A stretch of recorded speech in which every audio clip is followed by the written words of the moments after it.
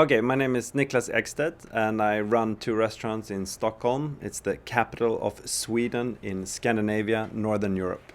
My main restaurant is Ekstedt, it's my surname, and so that's where it's more formal, and we go back to basic in the Nordic cuisine.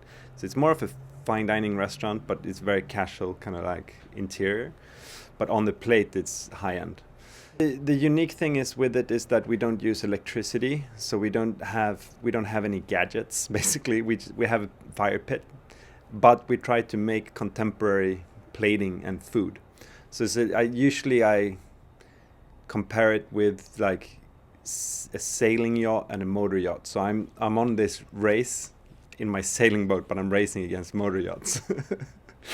Because I want my guests to come in and get like a super nice dining experience that's supposed to be as good as the other high-end restaurants in the city, but the but is that I do not have Paco jets, sous vides, convection ovens. I just have a birch fire. So it's just birch wood, yeah? Yeah, birch wood. Yeah. In 1998, I finished gymnasium, as we call it in Sweden. It's a little different school system than the U.S. So when you finish high school, you do another 3 years at gymnasium, and I did that with a culinary at culinary school. So we finished culinary school when we're 17, 18. But to be honest with you, I didn't pay that much attention in culinary school. I was hardly there, actually. I was snowboarding and skateboarding were my two passions. And I was always in trouble as well. And my parents were very worried about me. And so they sent me to the U.S. to live at the Swedish church in Chicago because they had friends who were there. And then my uncle, who is a famous Swedish artist, he's a painter. He's very close friends, or was friend, who knew artists in Chicago, and they were guests and knew Charlie Trotter, and so my uncle got me a stage. So I worked at the church in Chicago and at Charlie Trotter's, and so that was my first work or job in a restaurant, which was very kind of like surreal because I ended up at this restaurant that was back in '98. It was the #1 restaurant in the US, probably one of the top restaurants in the world back then. And I had never worked I worked at the local restaurants like when I was in culinary school. We did some stuff, but I've never been to like a fine dining restaurant. I never worked at a proper gastro restaurant. And so I thought that was the norm, I'd never seen anything else. We worked 14 hours a day, we cleaned down sea urchins, we got in fresh fish every day, we had whole rabbits coming in every day. It was a fantastic time, and I got to know a lot of people, and I stayed in the US for another 2 years. I kind of quickly got a lot of attention because I was so young. I was like turning 20 that year when I came to the US, and I quickly settled in and got a station, and slowly, gradually they gave me more complicated tasks, and they encouraged me. It was the first time in my life there was someone actually encouraging me, like saying, "Oh, you're good, you're great, keep on doing that." And so and Chef Trotter was with me the rest of my career and helped me out, got me a job at elBulli eventually, and was very supporting with me throughout the rest of my career, until his unfortunate death, because we're all different, we're all kind of like, we all have challenges in life, and so I think that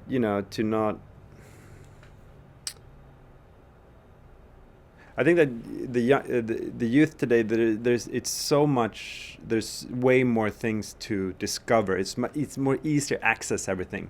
You got the internet that you can search just any recipe. You don't have to look them up in a book.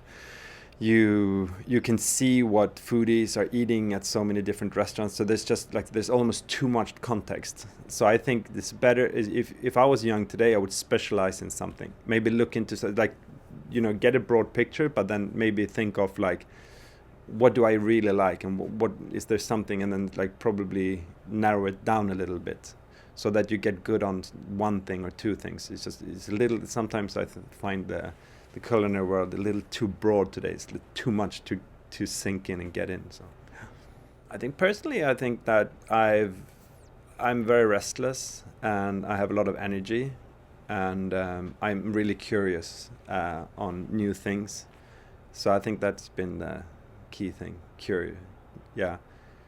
I was actually my friends call me. You know, there's this an American cartoon called Curious George, and he's called Nyfiken in Swedish, which is Curious George in Swedish, and they always call me Curious George because I'm always like out and about, running around, getting into trouble, and very curious on different things. But yeah, I mean the best one was starting off young, I think.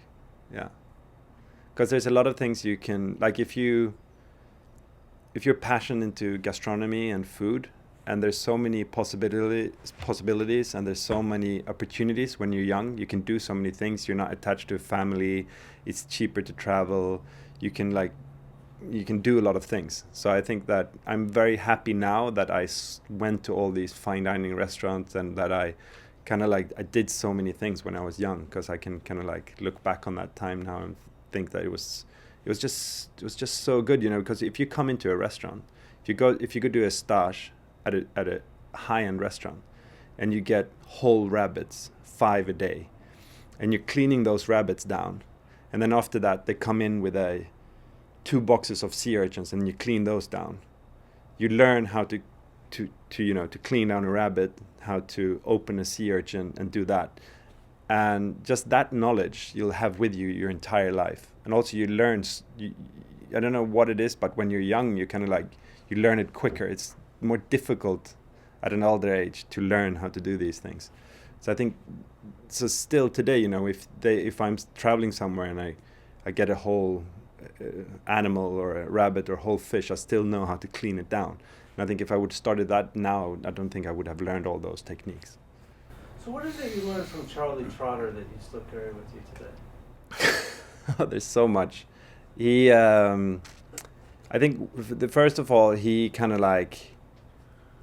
he was also very passionate about, the fine dining cooking. And then he put a lot of energy into the kitchen every day. I think that was, and the products were just amazing. Just the fish that came in every day. Nothing came in, neatly packed in on a sheet tray. Everything came in whole. And so that was, I think, what I learned most at that time. Taking care of a product, following the season, being passionate about what to buy. Yeah, and then he's completely dedication to the people on the floor, so that the what do you call it? Like the hierarchy. The hierarchy. Yeah, the hierarchy. Yeah, that would be a correct word. Like the hierarchy of the restaurant. He made the dishwasher that was the most important guy in the kitchen, and then the stagiaire, and then the chef de partie, and then came. So he, like, if you were a chef de partie and you gave shit to the dishwasher, you were in trouble. So you knew that everyone knew their position and knew they were appreciated in the kitchen. I think that was his an amazing ability to lead like a team from the bottom to the top. elBulli was kind of like one of those. First of all, it was difficult because back then they spoke Catalan and Spanish in the kitchen, and I didn't speak those 2 languages. I was Swedish, and they never talked to me. They never I was hardly there for them. I was just a brick in a wall in that big kitchen, and there were so many challenges. I remember going home at night just crying and wanted to go back home, but just needed to continue. It was like a marathon that summer. It's definitely one of the most difficult times in my life. We did lunch service and evening service. We started off 8 o'clock in the morning. We worked up to lunch, and then when lunch service was done, we had 2 hours off. Then we were back for evening service, and we were done 1 o'clock in the morning, and then we had to be back in the kitchen 8 o'clock in the morning. So there were long hours and very kind of like I remember this one dish that I worked on for 2 weeks. It was a risotto that was made from bean sprouts. So actually rice was cut out from a bean sprout. So I had to spend the whole day making 12 grams of risotto rice in a little plastic container, standing for 10 hours making rice. That was a difficult one. Yeah. So I think that what I learned at elBulli was we were a team, and I got to know a lot of friends who also, survived, went through it, and those are still very close friends. We've been through, I think I've been through new Nordic cooking when it's just got recognition, and I'm so happy that I've seen it, because when I moved back to Sweden after elBulli and Charlie Trotter, no one talked about Nordic food. It was before Noma.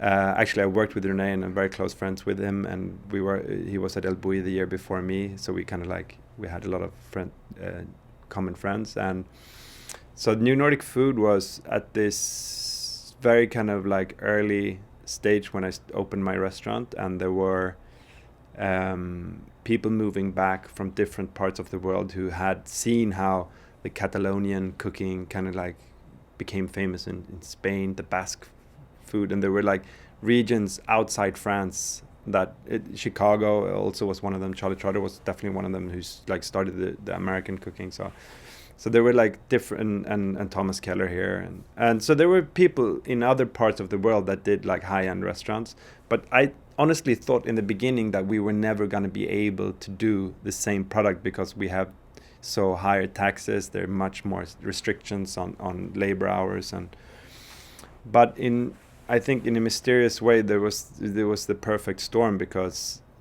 Spanish cooking had been so popular, and French cooking was very established, and I think people were looking for something new. And then suddenly there were Danish and Swedish restaurants and Norwegian ones that were kind of slowly becoming good. But to be honest with you, in the beginning, they weren't that great. They were interesting. We did our new thing, and we were this young bunch of chefs that wanted to push Scandinavian cooking into a new direction. But we were really struggling because we didn't have the infrastructure around us.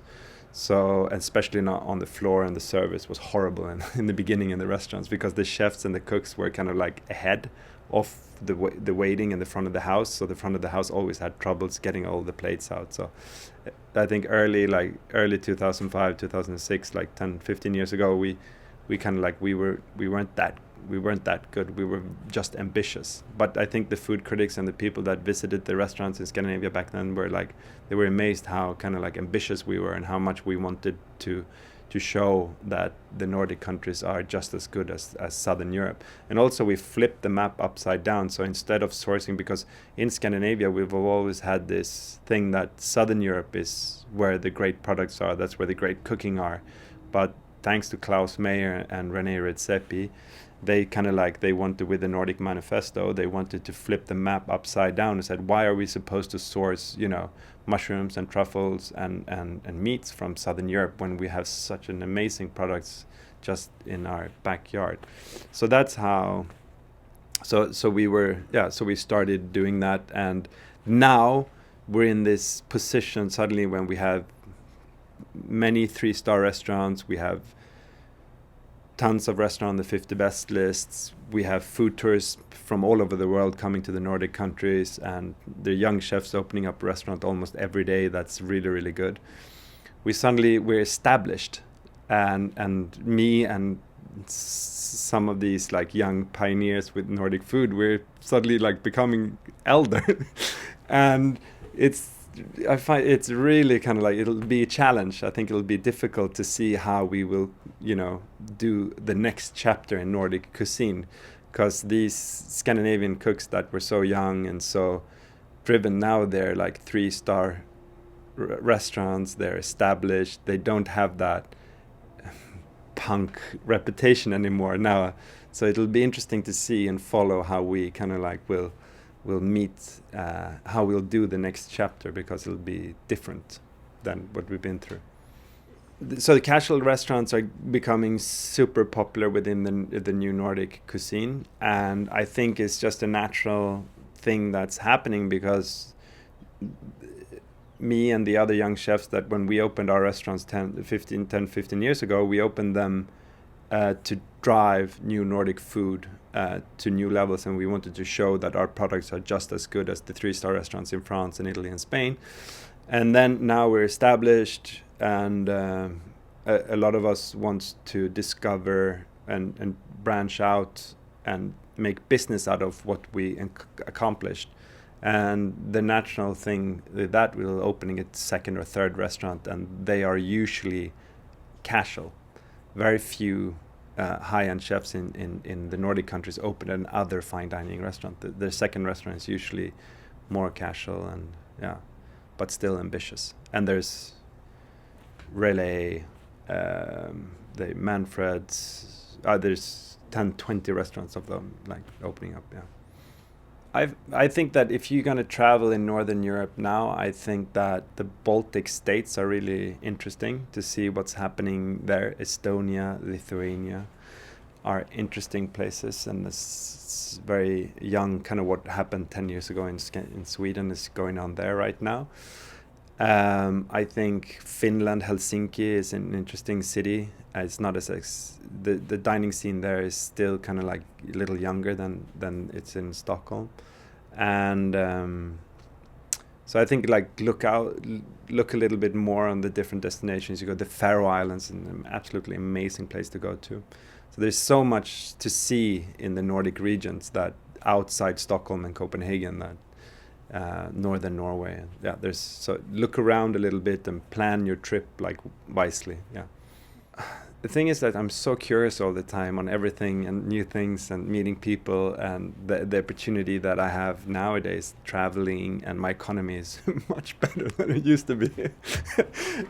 So that's like really a driving force into like discovering new things. But I'm still curious on the Nordic techniques and the food. A lot of my other Nordic chef friends, they are looking into other countries and seeing how they can use the Nordic kind of like philosophy, but doing it in another country, like Klaus is doing Bolivia and Renee is doing Mexico and so on. But I still, I like to travel and eat in other countries, but I'm still very curious on other parts of Scandinavia and see how Nordic techniques and products, see new Nordic techniques and products. I'm still very curious in my backyard. The Sami culture is the one that I'm raised in Jämtland, the northern county in Sweden on the border to Norway and the Norwegian mountains. And so the indigenous people of Scandinavia, the Sami culture that stretches from northern Norway to Finland to Sweden and Russia. It's a Noma community that live next to the reindeers, and they've been there since ever, very, very long time. And their cooking techniques and the way that they live from the land and hunter and gather people, I find them very, very interesting. And I don't know why, but the Swedish, like especially if you live in Stockholm, it's like we haven't like we've taken their music and a lot of their kind of like philosophies very into our lives, and we really enjoy them. But the cooking we've never looked into that much, so I find that super interesting. So right now, just last week I was in northern Norway to see, because they even, so when the Sami community stretch out to the northern Norwegian border up in northern Norway, where there's a fishing community as well. So not only reindeer, they also fish. So I hanged out with them, went out fishing with them, and saw how they lived. And then they showed me how to dry fish and meat and smoke and do all types of different techniques. I think that's a really interesting new thing for me. I would love to spend more time in northern Sweden and Scandinavia and Russia. I find very, very interesting to go into Russia. It's so close for us, Russia, and the Samis, they move freely there. They don't need the visa and that border. So they can move even more freely within the borders there. But the interesting thing with the Russian boycott has been that, so what happened was that, if you want to, I do the story. Okay, I take the long story. So Russia invaded Crimea and Ukraine, and there were sanctions on Russia. And so they boycotted European products coming into Russia. So suddenly Russia was forced into using local products. So because after the Cold War, a lot of the Russians, when their lives became more westernized, they started eating a lot of imported products from Europe. So they started eating cheese and French cheese and Norwegian salmon and all these products that they didn't have before. They started like really embracing that. But then suddenly they weren't able to buy those products. They needed to go back to see how they what products they had in their surrounding. So it's a very interesting cooking scene going on right now in St. Petersburg and close to the Baltic states, and because of them fermenting and taking care of their berries. And what's interesting out for me is that their products, their fish, their game, and their berries are precisely exactly the same as our are. So I can see their techniques and their ways that they're sourcing products, and I can use them in my cooking as well. So I was in St. Petersburg twice last year, and I'm gonna go. I was in Yekaterinburg, further down in Russia as well last year to see dairy farms, and I'm going back in a couple of weeks to travel a little more in Russia.